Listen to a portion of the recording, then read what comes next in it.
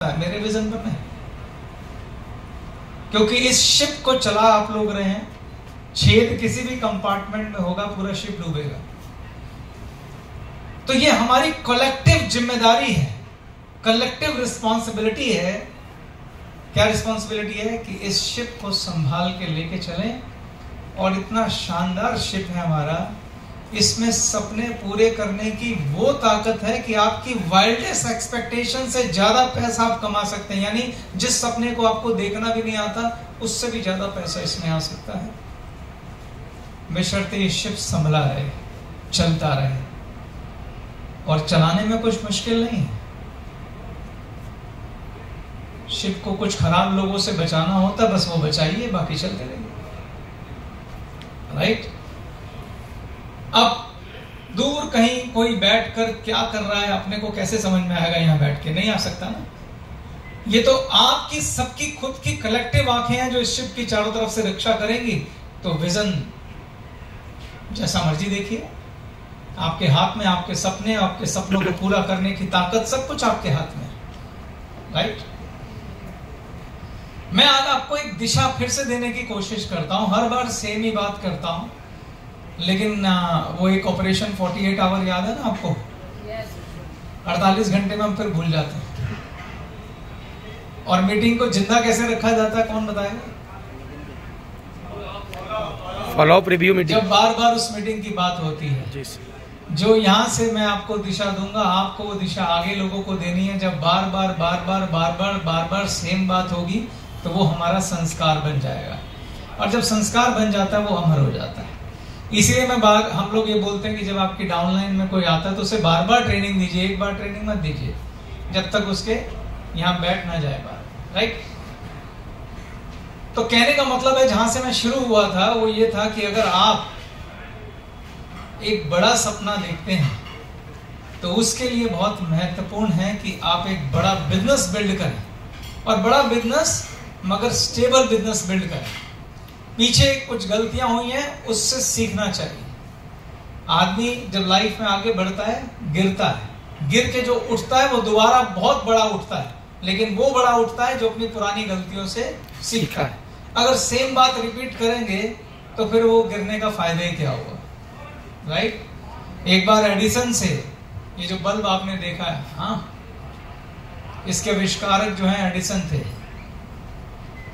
एक सफल बल्ब बनाने से पहले उन्होंने 10,000 बार फेलियर एक्सपेरिमेंट किए थे, बहुत सारा खर्चा किया था।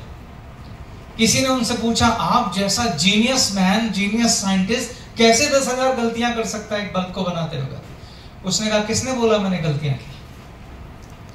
मैंने दुनिया को 10,000 ऐसे तरीके सिखाए जिससे बल्ब नहीं बनाया जाना चाहिए। ये एटीट्यूड है जब हम गिरते हैं लाइफ में। अगर हम उससे कुछ सीख लेते हैं, तो वो एसेट है, वो एजुकेशन है, वो ट्रेनिंग है। आप अपने आगे लोगों को उन गलतियों को करने से रोक सकते हैं। राइट? तो जब मैं विजन की बात करता हूं,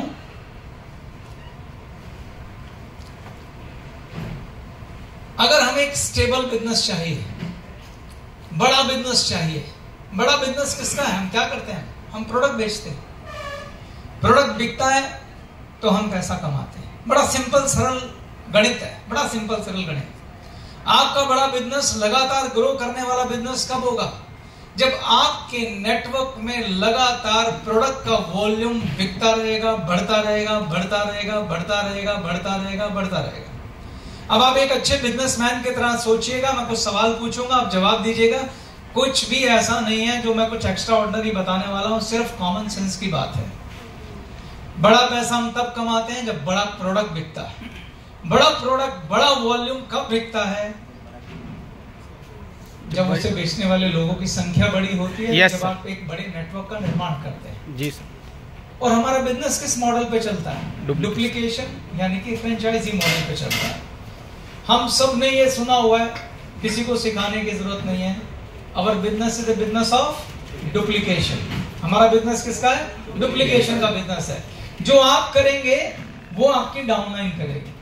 आप अपनी डाउनलाइन की मास्टर कॉपी हैं। आप जो अपनी डाउनलाइन से, अपने नेटवर्क से कराना चाहते हैं, वो आप खुद करने लग जाइए। ठीक? अगर हम एक नेटवर्क खड़ा कर रहे हैं, जरा इमेजिन करिए कैसा नेटवर्क होना चाहिए एक बिजनेसमैन की तरह, कैसा नेटवर्क होना चाहिए।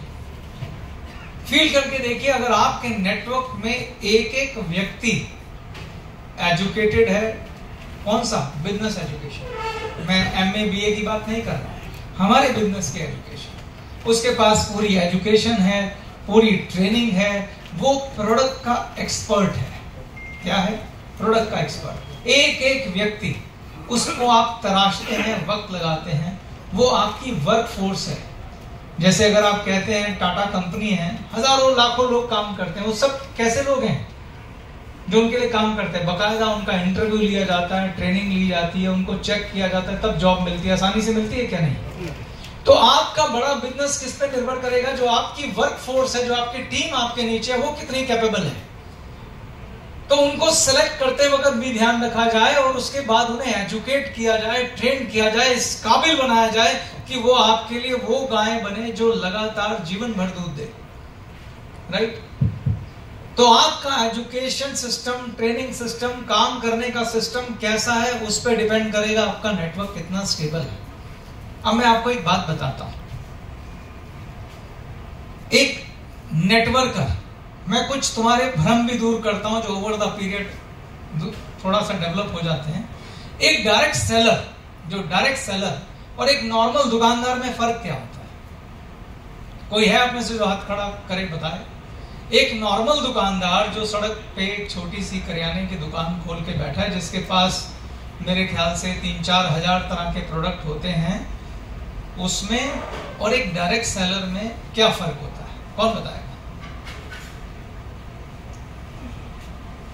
जिनके